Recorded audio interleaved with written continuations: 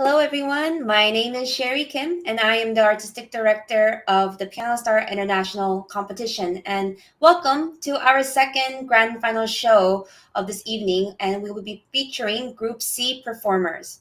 Like the previous show, we have a special host here today, and I would like to introduce him. He was one of our final round judges last month.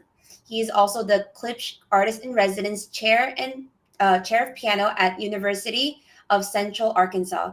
So please help me welcome Oliver Jia. Thank you, Sherry. I'm really excited to continue witnessing the talent of our grand finalists in these performances. The grand finals truly represent a unique opportunity to showcase not just skill, but also passion and dedication.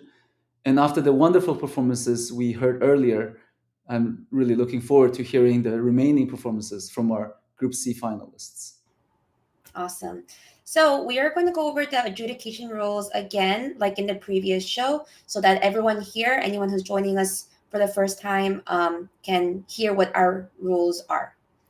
So the videos that were all submitted by the grand finalists, actually, this document says that there was a verification document that is not true for this year. They had a verification word that they had to say at the beginning of their video so that we can verify that this recording was indeed something that they did within the past several weeks, and that they're not reusing an old video. And also, any performances that do exceed the time limit, unfortunately, we do have to trim them so that they don't exceed that. We do give a bit of a grace period, maximum of 30-second grace period, just depending on where a good section would be to end. All right, so for the judging process, all three judges will be ranking the top 6 grand finalists within their groups. And their rankings will be assigned without any ties. So that means there will be only one first prize, one second prize, so on and so forth. And they do not assign a numerical score like it was done in the previous rounds. These rankings are then converted into points. As you can see here on this chart, we have first place with 10 points, second place with 9 points, and so on and so forth. And any contestants ranked below sixth place will only receive 4 points. We do have rules in place for tiebreakers. First of all, if all the contestants will receive 3 places for each judge, and those points will be totaled, which will present their overall ranking. So, like for example, if there are 3 first place votes from the 3 judges, that competitor will receive 30 points. If there is a two-way tie, the contestant that is ranked higher by 2 of the 3 judges wins. And in the rare scenario that there is a 3-way tie, which means that each judge actually prefers a different contestant, then it's actually up to the competition directors to decide using their executive votes. And finally, we want to let you all know that the judges' rankings will be made public on our website after this competition. Transparency is one of the key components that we value here at Piano Star. We have been transparent about our scores in previous rounds, and we will be doing the same for this. All right. Thank you, Sherry. In addition to the rules, we would also like to remind everyone that the results for all 5 age categories will be announced at the end of our last grand final show. This will be happening tomorrow at 7 p.m. in the evening, US Standard Time. Now, especially for any of our new viewers in the audience, it is time to reintroduce our 3 judges who had just finished adjudicating groups A and B. We're honored to have them here with us today. Awesome. So our first judge that I would like to invite is Mr. James Giles. Mr. Giles is the professor and head coordinator of the piano program at Northwestern University's Bienen School of Music. He gives master classes and lectures at schools nationwide, including Juilliard, Manhattan, Eastman, Oberlin, Indiana, Yale, and New England Conservatory. During the summer, he is the artistic director at the Amalfi Coast Music Festival and is on the piano faculty at numerous summer festivals. Not only are his students prize winners of major international competitions, he also regularly performs in important musical centers across America, Europe, and Asia. Please welcome Mr. Giles.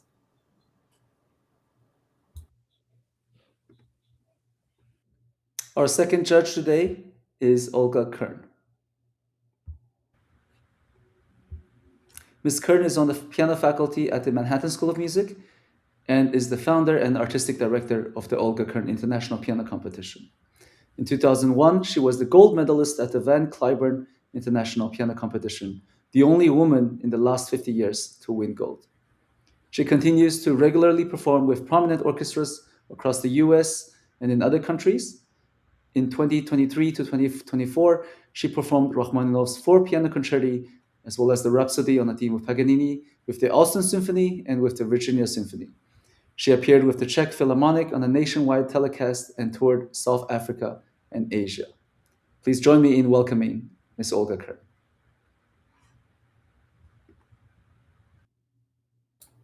Awesome. And now for our final judge for this evening. Her name is Hyun Sook-Park. Ms. Park is on the piano faculty at both Peabody Conservatory and Preparatory at Johns Hopkins University. Additionally, she is part of the Peabody Conservatory's piano pedagogy faculty and co-directs the Preparatory's Peabody Piano Academy. Ms. Park collaborates with her sister Hyuna Yu and has performed in Carnegie Hall's Evening of Song series, the Shriver Hall Concert Series, the Brattleboro Music Center Concert Series, and Alice Tully Hall in Lincoln Center. She has also been featured in the Chamber Concert Series at Freeburg Concert Hall. Welcome, Ms. Park.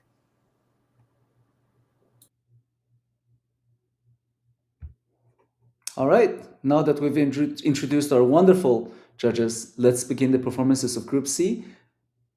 These contestants are aged between 10 and 12. As a disclaimer, we will only be listening to 11 of the 13 Group C grand finalists today, as two of our Group C competitors will not be performing. Our first contestant is William Yucheng Wang, who will be presenting two works. The first one, Stick Dance and Sash Dance from Romanian Folk Dances. This is SZ56 by Bela Bartok. Selection number 2, the first movement of Sonata in F major, HOB 16-23 by Franz Joseph Haydn.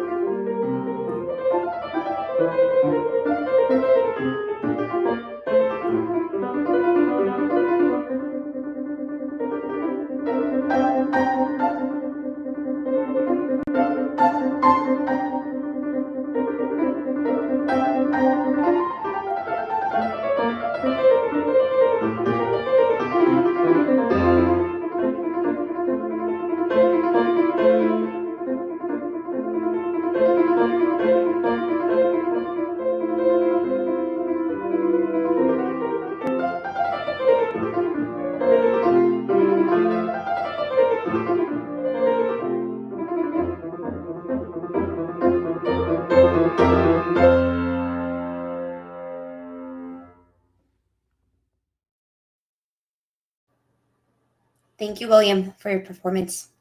We're now going to be inviting Mr. Giles up for some comments. Yes, thank you. I enjoyed that very much. It's a nice program. The Bartok you play in a very charming way. I think in the first one, we very often talk about singing at the piano, but there's some pieces that need to be spoken and sung at the same time. And I think there's something about this music that needs a little bit more of an inflection, almost like there's consonants as well as vowels on some of the notes. In the second Bartok, I think the capricious nature of it, you could bring out a little bit more. It's very beautiful the way you play it, and it's very charming. But I think there maybe is something a little bit more playful, perhaps. Um, in the Haydn Sonata, I liked it very much. Be aware of when the harmony changes. I don't know if you've studied theory or harmony yet, but just be aware of when the chords in the left hands are changing so that you can respond to them. Be careful about accenting downbeats on measures, on too many measures, unless that's your intent, like at a cadential point. Be particularly aware of dissonant notes that happen on strong beats. This is a particular, speaking of singing and speaking at the same time, it's a particular expressive thing that Haydn uses, that all composers use. But I think in particular, this style, there's something about a dissonance on a strong beat that perhaps needs a little more preparation, or a tenuto, or something that's a little more special. And finally, I don't mind that you use pedal at all, but be careful that it's maybe a little more discreet. Sometimes during the 16th notes, especially during the development section, the pedal got to be a little bit too much. I agree that you use pedal on the A flat surprise arrival on the second page. But again, perhaps it's a matter of degree. Maybe you could moderate that just a little bit so that it doesn't sound, the texture doesn't sound so incredibly different from the rest of the piece, which is so light and somewhat leggero. Overall, bravo. Nice to hear you. Thank you so much, Mr. Giles. We're going to be moving on to our second contestant. Her name is Erica Xing, playing Chopin's Rondo in C major, Opus 73 for solo piano.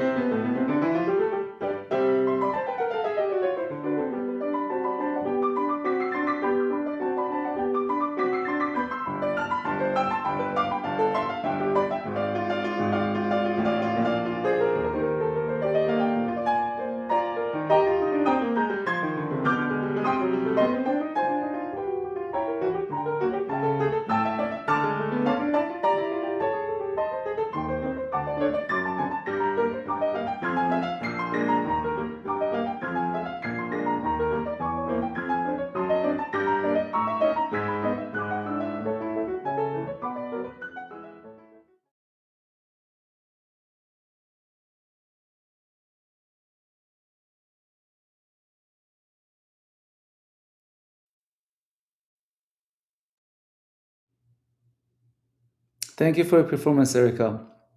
I will now ask Ms. Kern to share some of her feedback for Erica's performance.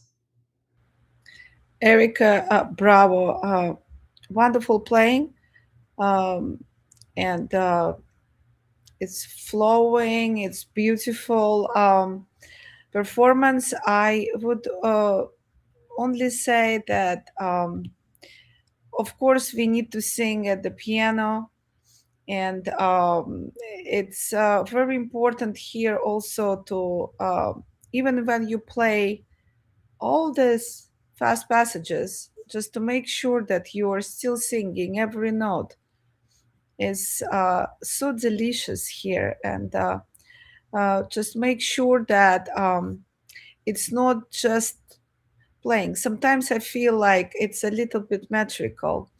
There is a lot of technique involved, and it's a difficult piece. And I say bravo because you have everything there, but not to have it just flat. In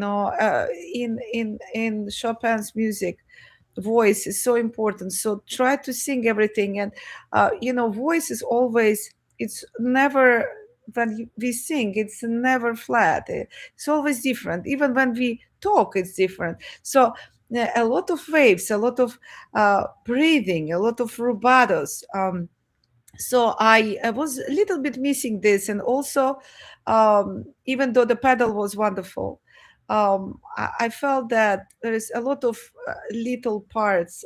Yes, so better connection, uh, better singing again. I think this was the most important part for me.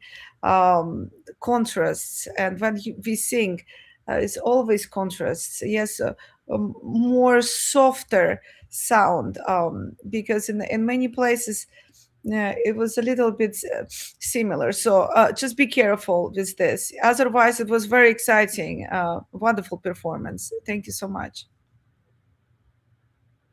Thank you, Ms. Kern.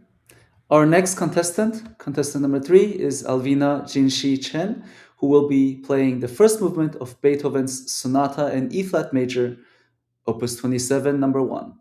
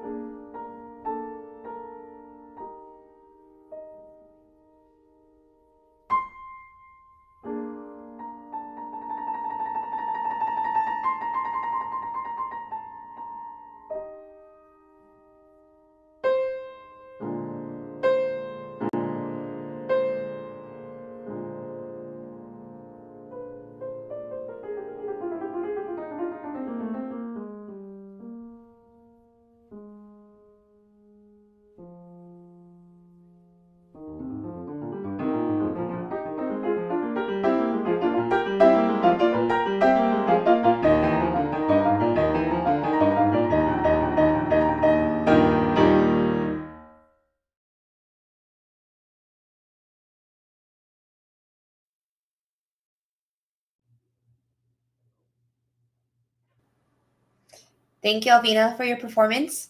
Now we're going to bring up Ms. Park for some comments.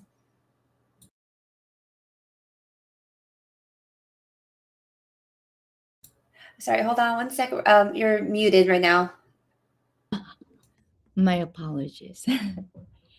I just gestured, and what I said was, I love this movement. It's the fourth movement of his, so you would say, middle period, and it has heaven and earth, and everything that you could express and have fun with.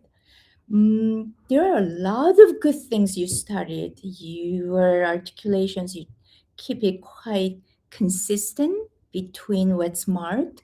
The adagio, there, I think when you arrive, ti ra ra ra ra, you tend to go ti ra ra ra ra. But I think what he wrote is plenty good. And so I don't think you want to slow down or double that, because you do some other things so beautifully. The presto at the end, boy, you went for it, but if you look at it carefully, there are a lot of details. So he's going from low E flat, he brings you down, and then he adds, the sol, mi, la, fa, ti, sol, and that time E flat becomes E natural. And there are all these intricate things that I think it seems like you are such an intelligent pianist that you hear it. Even though it's presto, instead of going for the fastest, can you take a tempo that these ideas will still come through clearly? So it's something I think you can enjoy, doing extremely slow here and see if you can hear all these expressions really differently, and then go for it from the phrase, but not faster than all the articulations that you can make and be heard. All right. So there are many details, but what a wonderful composer Beethoven is. This was a treat. Thank you for playing this movement. Thank you so much, Ms. Park. We're now moving on to our fourth contestant. Her name is Emily Hua, playing the first movement of Beethoven's Piano Sonata in E flat major, Opus 31, number 3.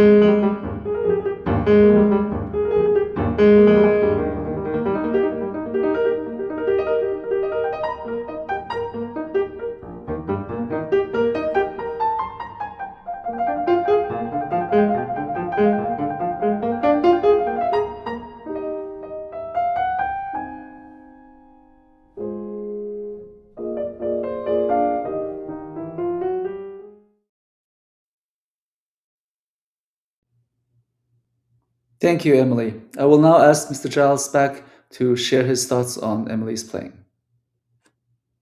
Thank you. It's wonderful to hear, Emily. Congratulations. It's a great job on a very hard piece. I like the character that you have. I think you are absolutely on the right track. It's a spirited and good-natured kind of Beethoven. It's not necessarily brilliant or brio or spirito or any of those things. And I think you captured that very well. Beethoven tends to establish the character of his music, of the music, from the very beginning. And I think you could establish the pulse a little bit better and be a little more convincing. The piece famously starts sort of asking a question, followed by these, to me, mock serious or mock foreboding chords. I think you need to be careful about the gradation of the crescendos and the ritardandos. They often felt a little too heavy to me, too slow, actually. Just continue the subdivisions or whatever proportion you're setting up through the long notes, through the dotted half notes, so that the buildup has a little bit more tension, and then it's released and you shake it off and you go on and you do something else.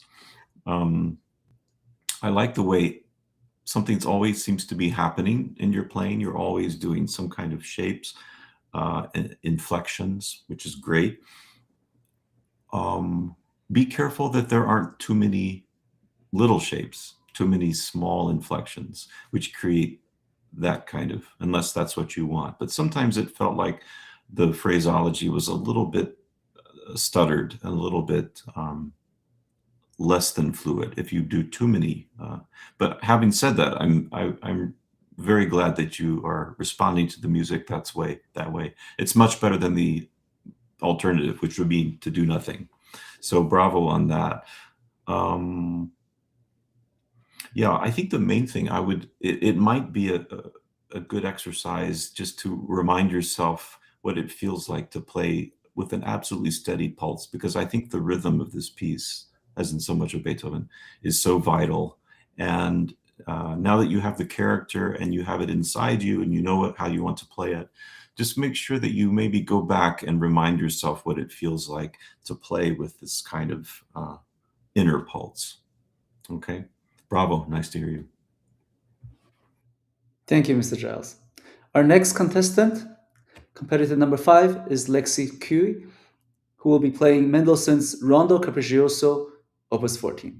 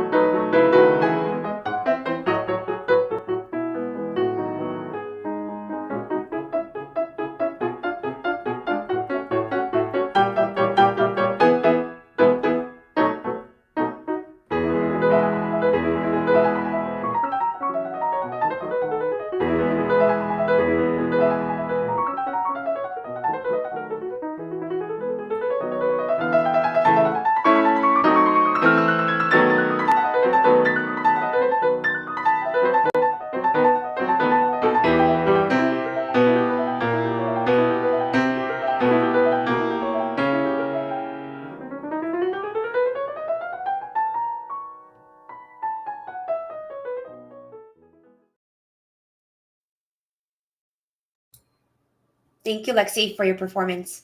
We're now going to invite Miss Kern for some comments. Wonderful playing. Thank you so much. I really love this piece. It's such a great Mendelssohn's music here. And it's so magical. You are really musical, wonderful. And the first part, it's nice. But I would love to hear a little bit more magic in it, especially all that beginning of the fast part. It is such a Mendelssohn style, and this pianissima with a crispy sound. You play a piano, but it's not enough magical. And for this, I think you can use more of your fingertips, so it's more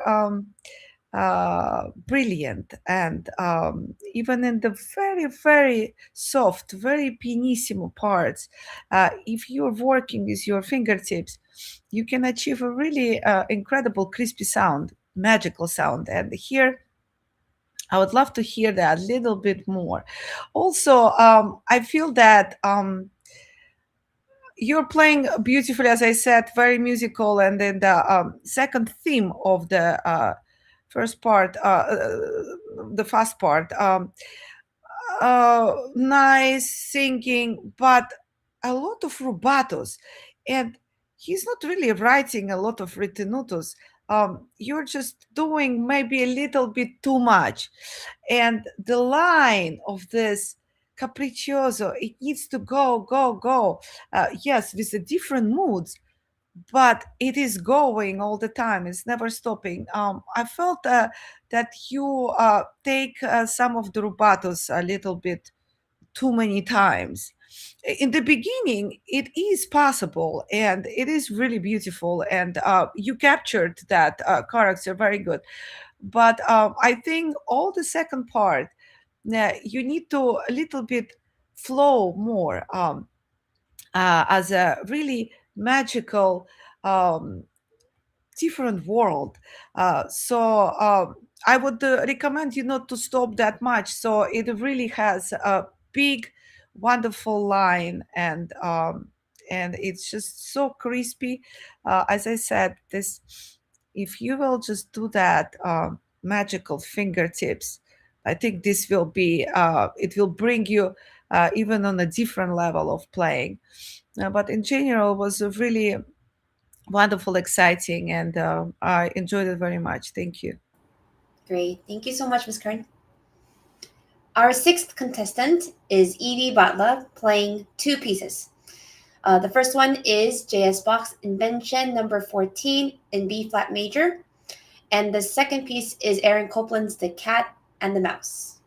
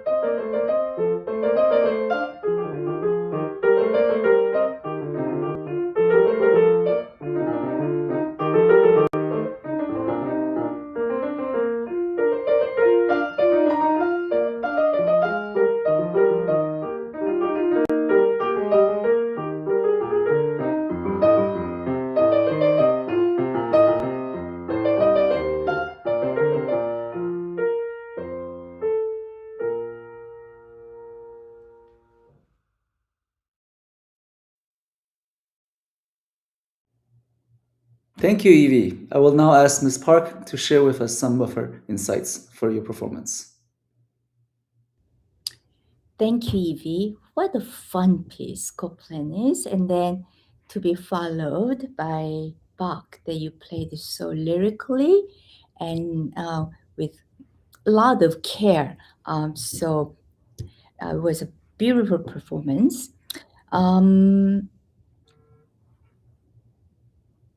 With Copland, there are a lot of, different stories that you can weave throughout the piece. I felt at the end, Mouse got away. And then I feel like that you were playing your Bach, having relieved from the chase. And it was very lovely. I sort of could, make that storyline. But I think you can also contrast a bit more.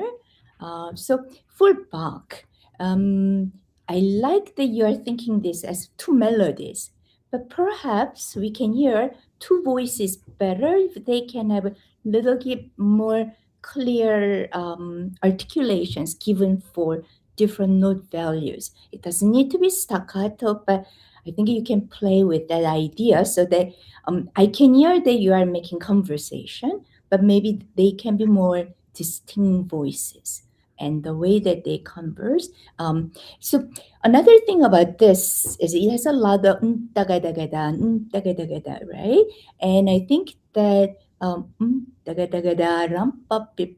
I think you can sort of dance with it a bit more. I think there were moments when you did it and moments when they were a little bit loosened. So think about maybe sharpening your those rhythmic gestures.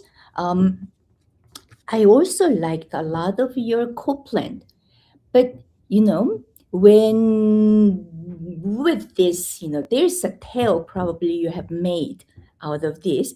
I think if you look at the score, there are moments when you have to listen to the rest.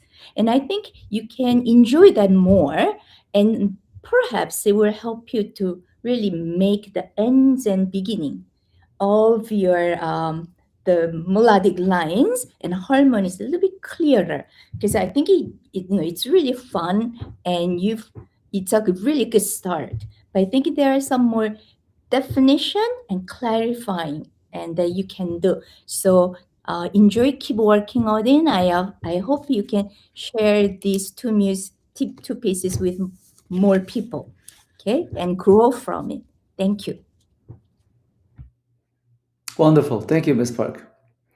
Our seventh contestant is John Wang, who will be playing the fourth movement of Sergei Prokofiev's Piano Sonata No. 2 in D minor, Opus 14.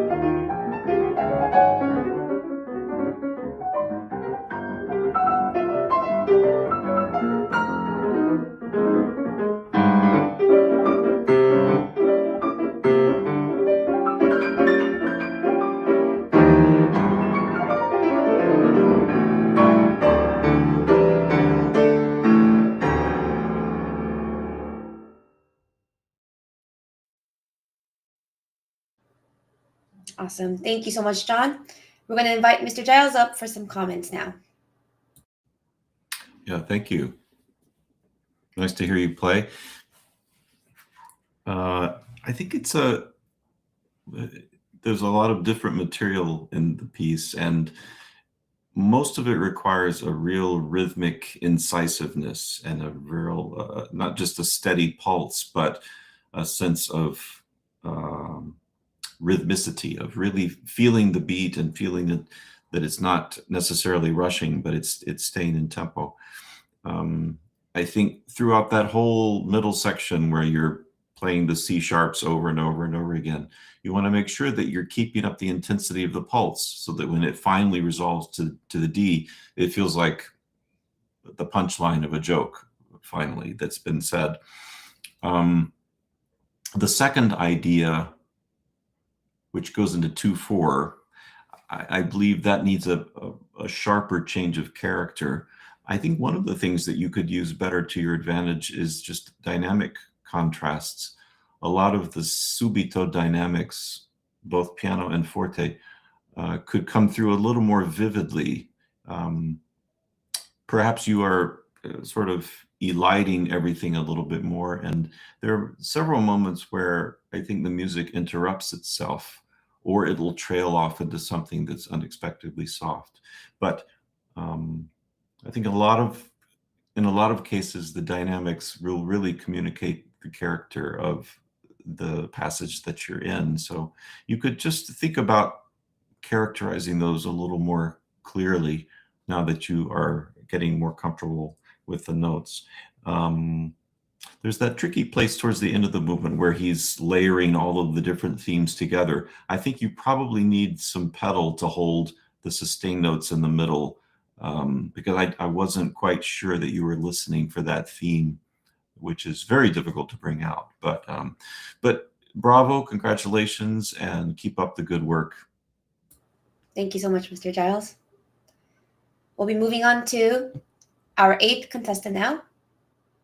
Our 8th contestant is Ellingsie Tai, playing the first movement of Mozart's Piano Sonata in B flat major, K570.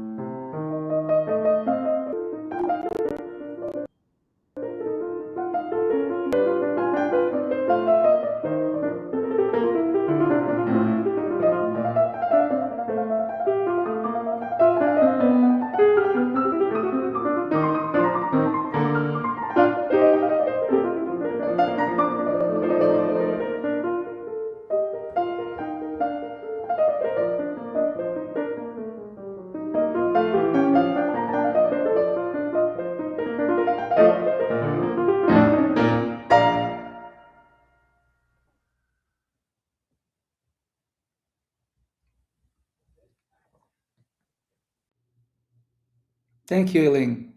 Ms. Kern, would you like to share your comments? Yes, with pleasure. Ellen, first of all, wonderful playing. There is a lot of good things in your Mozart, but just wanted to bring out and point out that I think the most important in this movement for me to keep the tempo. You don't need to play, of course, as a metronome, but it's a kind of shaking tempo right now. You start in one tempo, then in development you started too fast, and then you came back to previous one, and then again when you were excited and playing 16 notes, you started to rush. So very important to kind of be more relaxed and keep that tempo which you started. I thought that the beginning tempo was very good. Another thing, phrasing, the beginning, the introduction theme, B flat major, but how he's writing it, it's not one legato, it's a da da da da dee. It's two notes together, yes, not all together, da da da da dee da da. Da, da, da, da, dee, da, da. It's not necessarily you need to make the second note shorter. No, it's just how you breathe, how the line would do when you would sing this. Yes, it would be a little, not even timing, but it will be different than just singing one line altogether. Please have this in mind. Pay attention at what phrase is there, because there is a lot of phrases in this movement and in a sonata and in everywhere in the Mozart. All of this little phrasing is very, very important. And if you will just follow this and all of those lines, and in the 16th, all of this, 4 and 8 and 12, 16 notes together, I think it will help you to not to rush also, yes, when you will think about all of those parts together. So I think this is very important, and that's what you're still a little bit missing. And I think that if you will think about it more, it will become even more beautiful. Yes, because as I feel also, when you're playing faster, you just kind of like moving even faster, and then it's more exciting, and then all your excitement is just rushing you towards the end. Yes, and it's kind of the tempo is making you unstable, let's say. Yes, so just be careful with this. Otherwise, I feel like you're very musical, and Mozart sonatas are very difficult to play. So I applaud you for choosing this music and this sonata, and I'm sure that if you will continue working on,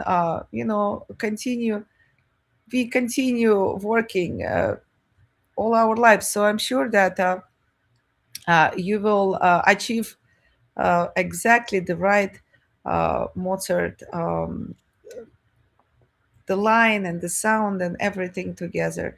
So just please don't rush, and make sure that it's very even. Yes, in this movement, more even, more phrasing. I think this will help you. Thank you so much. Wonderful. Thank you, Ms. Kern. Our ninth contestant is Noah Nan, who will be presenting two works. Number one, Felix Mendelssohn's Songs Without Words in F sharp minor, Opus 19, number 5. And the second selection, Bach's Sinfonia number 12 in A major. This is BWV 798.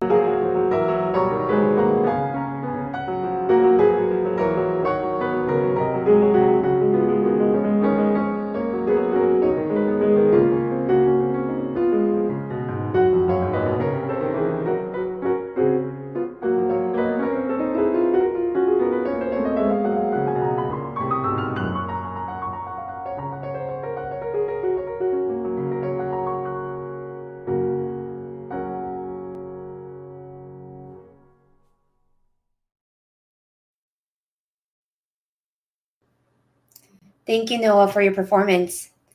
Let's bring up Miss Park for some comments now. Noah, thank you so much for playing two beautiful pieces, so beautifully paired together. Mendelssohn and Bach, A major and F sharp. I hope you get to perform this more because it's such a nice pairing. and I think you have a lot of good thing going. And how about if I say in Bach, if you could make them each voice sing a bit more with your Mendelssohn, if you would treat it a little bit more like Bach, where all these beautiful voices that they come together, if you can hear them more as, probably you know this word, counterpoint. There's a lot of beautiful voices that they form harmonies, but they weave this, I mean, these lines weave through. And so I feel some of your Bach, if you could really, your entries are super good.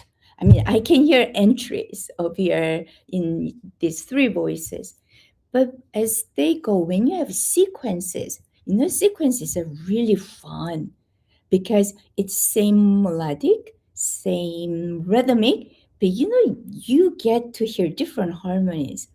And what a wonderful thing that is, you know. So I think you can really use that sequence to go from one place to another as you bring, you know. And even though we think Bach has a lot of lines, like your Mendelssohn, they come together and they have these cadential points which you could enjoy a bit more. And so I can hear your intention is to build that toward the end. It just got a little muddy, okay? So if you can think about that with your Mendelssohn, I think, again, think like Bach. If you could bring outer voices a little bit more and see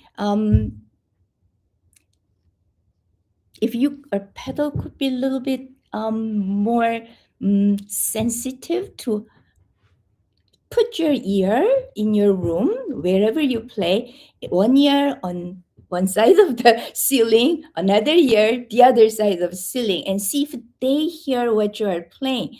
Because I think maybe your intention is to play them all out and in a beautifully voiced, proportion. But right now it's a little bit muddy. So see if you can try that. But that's such beautiful pairing. I think I'm going to try playing those two pieces tonight. Okay, thank you. Thank you so much, Ms. Park. All right, we're moving on to our 10th contestant, Nachanok Chonakup, playing two pieces for us. First is Franz Liszt Paganini Etude number 5, La Chasse, and second piece is Florence B. Price's The Goblin and the Mosquito.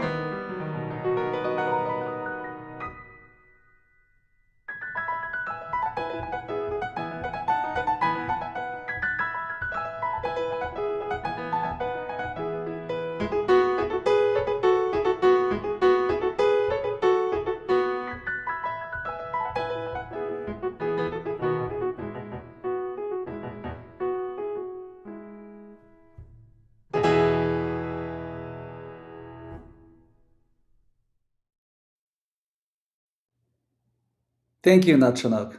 Mr. Giles, would you like to say a few words? I'd be delighted. I enjoyed that very much. It's so nice to hear another piece by Florence Price that is gaining traction. It's very delightful the way you play it. I think it's as a wonderful character. Your goblin and mosquito were very clearly delineated. In the list, I wonder about your pedal on every beat, on every quarter note. The danger is that it creates a bit of an accent because of the pedal, makes it sound louder and longer. He does write that you're supposed to imitate flutes in the first phrase and then horns in the next phrase. Maybe you could save the pedal for the horns so that just the sound has a little bit more resonance and body to it. And I think that'll also contrast nicely when you put a longer pedal on the longer phrase when it goes up higher. I think a lot of the piece is about orchestration and characterizing the different registers of the piano, which you actually did very well in the Price, I thought, as you were going up and down the keyboard. I just think similarly in this piece as well. And then in the list, when you get to the E minor section in the middle, which he writes forte and which is a lot stronger, it might even be written marcato or martellato, I don't remember, but that can have a lot more energy and more accents on the beats. When you're playing a piece that has the same rhythm basically in every bar for the entire piece, your challenge is to make sure that there's plenty of variety in the way you play that rhythm so that it's not too vertical. And the last chords of the piece, I think you are delaying by a beat. I think it ends on the second beat. So watch the score on that. Bum, ba-ba. All right. Thank you. Nice to hear you. Thank you, Mr. Giles. Our 11th and final contestant of Group C this evening is Hudson Sirden, who will be playing Chopin's Impromptu No. 2 in F sharp major, Opus 36.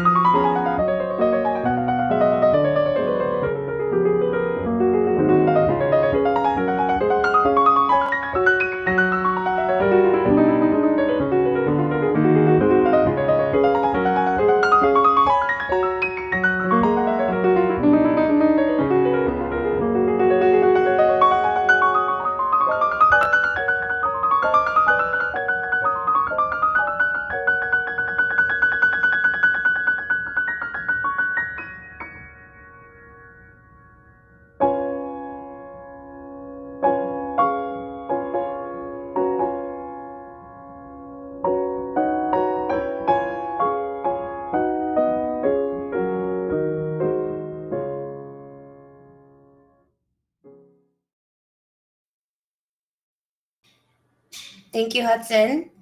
Now we're going to invite Ms. Kern for some comments for one last time. Thank you, Hudson. It was wonderful to hear this piece played by you. Very artistic, very musical. I would just suggest it's not an easy piece because in the beginning you have these double notes in the left hand, which you really need to play legato and move. So it's not kind of standing on the same place. So that just be careful with this. Legato is so difficult to play. It's much more difficult than to play staccato. So legato here in this piece and in Chopin, it's just you need to really make sure it's not just a pedal. It's how you make your fingers connecting from one note to another. And here we have double notes. And a lot of times here, he is putting the melody in the left hand with a brilliant right hand. And sometimes it's just for me was a little bit standing again the melody in the left hand, and you indicate this the melody, but still it was not really going. It was not reaching that point. Was not for me. There was not enough waves in the left hand, because of course you're thinking about right hand when it's all brilliant and fast notes, and it was very clear, everything was there, which is wonderful, but to make that legato in the left hand, that's why we always need to think we have two brains. One is only pianists have this. One is only in charge of the left hand, another half of the brain in charge of the right hand, and we need to think both how we can create one line in the right hand, which is all of these little notes, and you need to think about this, and then the line and legato and the singing sound in the left hand in the melody. So just be careful with this. Think about more legato everywhere, so it's moving, it's not standing in the same place. That was the only thing for me which can be better in your playing. Otherwise, it was really beautifully and artistically done. I really think that you should continue play Chopin, and I think it will really be wonderful for you. So thank you very much, and bravo. Thank you so much, Ms. Kern. All right, that is a wrap for our Group C show. We have just spotlight videos coming up next, but first, I wanted to just thank our three judges so very much for spending this afternoon and evening with us at Piano Star, listening to all these young talents. So thank you, Mr. Giles, thank you, Ms. Kern, and thank you, Ms. Park, for your time, for your wisdom. Thank you for all the kind words and constructive criticism that you were able to give them. I'm sure these students greatly appreciate receiving these comments. Thank you again. Yes, thank you very much. Thank you. Thank you. Awesome. So yes, at this time, judges, you are more than welcome to stay and watch the spotlight videos, but otherwise, you are free to sign out and finalize the rankings. And of course, like we mentioned before, all the results will be posted tomorrow at the end of the Group E show. All right, great. Thank you so much, judges. And Oliver, you can take us away. Thank you, Sherry. Now, before we officially wrap up for tonight's event, we have another set of spotlight videos to share with you, as Sherry mentioned. These videos are a lighthearted tradition of the Piano Star competition and one of our favorite parts of the grand finals. In these videos, you'll see the contestants introduce themselves, their backgrounds, their passions, their extracurricular activities, and this is a fun way to get to know them in the context outside of their piano studies. All right, let's see some of these spotlight videos.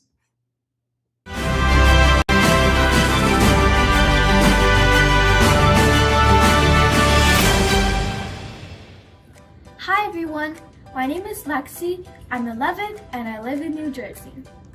I like all forms of art, such as dancing, painting, and of course, music. Besides the piano, I also like to play the cello. I'm currently working on the prelude from Bach's first cello suite. I like reading.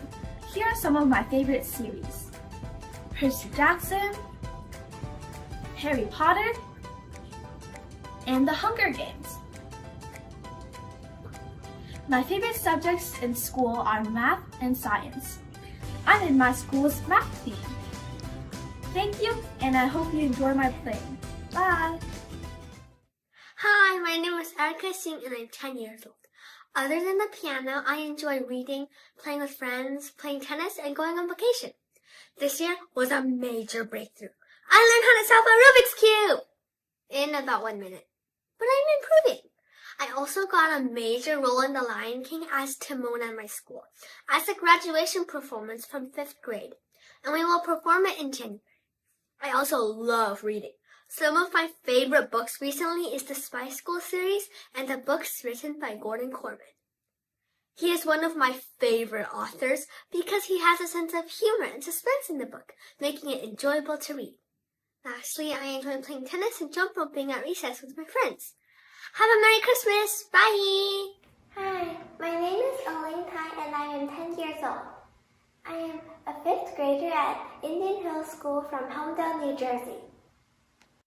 Besides piano, my favorite thing is drawing. My pictures were featured in our school's yearbooks, and one of my posters will be displayed at our county's office for 1 month in 2026. In my free time, I also enjoy playing chess and dancing. As for sports, I love playing golf and basketball. It's fun to practice with my teammates and exciting to win games together. In addition, I play the clarinet in our school band. I also enjoy traveling with my family and my little sister. It's wonderful to explore new places and try different local foods. Thank you for watching and happy holidays. Hi, my name is Emily Hua and I'm 11 years old. I'm in 6th grade and I attend the Milburn Middle School. Outside of piano, I play the cello and I joined my school's orchestra when I was in 4th grade. I also have a pet tortoise that I got for my birthday when I was in 3rd grade and 2 hermit crabs that I got from a class project when I was in 4th grade. In school, I take French classes and I also really like art and I like to draw. Something I like to do for fun or when I have free time is to read books or play video games. Some of the video games I like is like Roblox or The Strongest Battlegrounds. Hello, my name is Yumi, and apart from piano, I love violin, singing, and musical theater. Light I fly, rise like a phoenix, out of the ashes seeking rather than vengeance, retribution, your wound, once I'm transformed, once I'm reborn, you know I will rise like a phoenix, but you're my flame.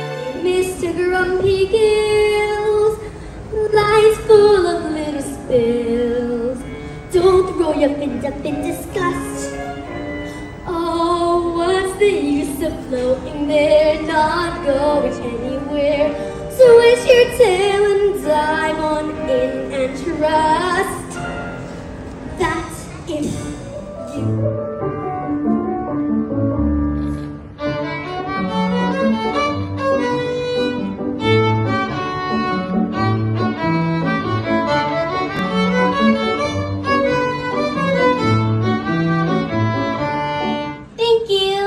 My name is Evie Botlaw, and I just turned 10 years old. I live in Columbus, Ohio. When I'm not playing piano, I read books, do hip-hop dance classes, ride horses, and play tennis. I love to draw, especially like to draw animals. I play duets with my sister, but they're a bit of a disaster. That's me! Because she just started piano lessons. Also, I like to play with my puppy named Miso. Thank you for watching. Hi, I'm Alvina Chen. I'm 10 years old and I'm from Georgia. Apart from playing the piano, I have a passion for writing, which was fueled by a school project in first grade where we were to write a book about Kenyan animals. I also like robotics, and recently my team and I participated in the FLL First LEGO League Robotics competition. I'm into art as well, and I've been a national finalist and won state awards in the Wildlife Forever Songbirds Art Competition. Some of my favorite hobbies to do in my downtime are dancing and reading. Well, that's it for now. Thank you and happy holidays! Hello, my name is Hudson Searden. I am 11 years old and I live in Ohio. I am grateful for my teachers and family who support my love of performing. Outside of piano, I like to sing, act, play my violin, compose, make art, garden, cook, and read. I sing in the Columbus Symphony Youth Orchestra and the International Children's Choir. This year, I sang in The Music Man, auditioned for Broadway shows and films, and traveled to New York City. This summer, I attended 2 piano programs in Ohio. While there, I visited beautiful museums and botanical gardens. Next year, I'm looking forward to even more exciting trips and working on new music with my teachers who encourage me to accept new challenges and have fun. I love them so much.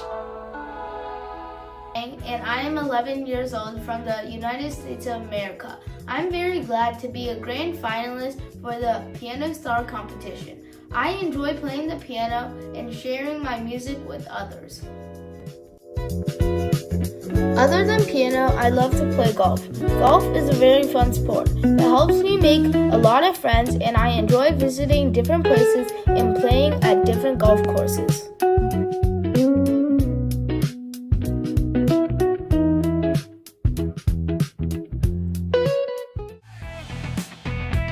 I also love to watch Formula One, and when I have time, I like to drive go-karts with my friends.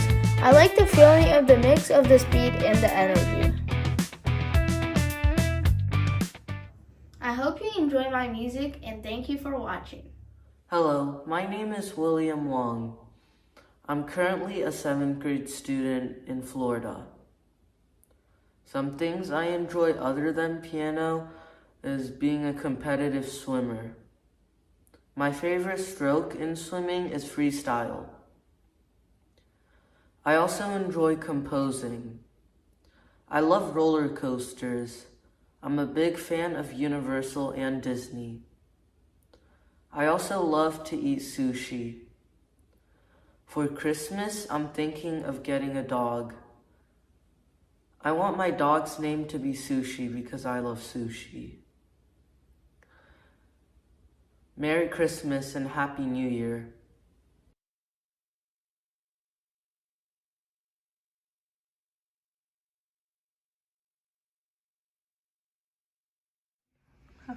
Hello, my name is Noah, and I turned 10 2 days ago. Right now I'm in 5th grade, and some of my favorite things to do other than piano are tennis, books, and Legos. I really enjoy tennis because it's competitive, and I feel super great when I score a point. I also enjoy playing tennis with my friends because they're really good at tennis, and I always have fun playing with them. I also like reading books because the characters in the books get to do things that are impossible in our world, like for example magic and casting spells.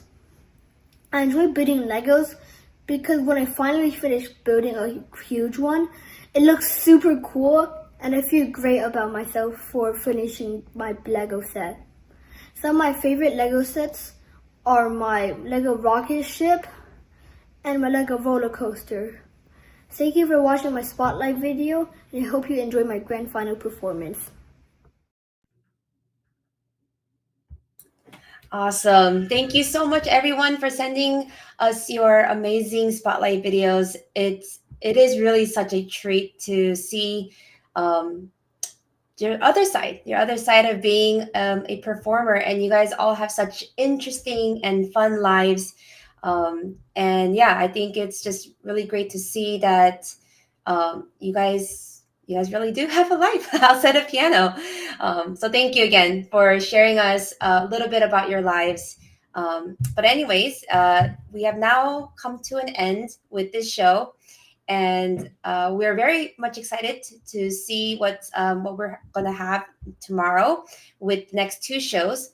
But if you or anyone else was not able to watch today's show, please note that it is all archived on Piano League's YouTube channel. So you guys can watch it anytime, and you can rewatch it as many times as you want. So yeah, please follow us on our social medias, Facebook, YouTube, Instagram, and WeChat, so that you can stay tuned for all of our updates and announcements. Thank you, Sherry. And with that, it's a wrap for our first evening for the grand finals. As Sherry mentioned, we will be announcing the Group C winners tomorrow at the end of Group E's performances. So we hope that you will join us tomorrow to watch Group D at 4 p.m. and Group E at 7 p.m., both US Eastern Time. Awesome. Yes. Thank you all again for watching. And as we always say at Piano League, happy practicing. Bye.